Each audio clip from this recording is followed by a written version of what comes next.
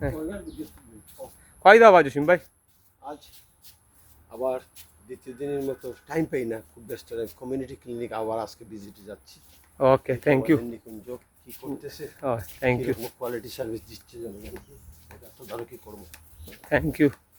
মালা মানুষ তাহলে আর community clinic কোনোদিন বেজাল হইতো না ইনশাল্লাহ।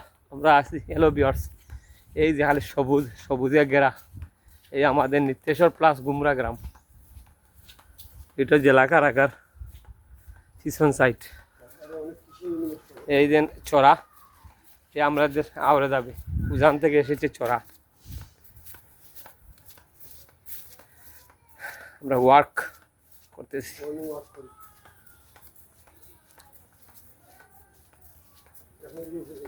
ওকে।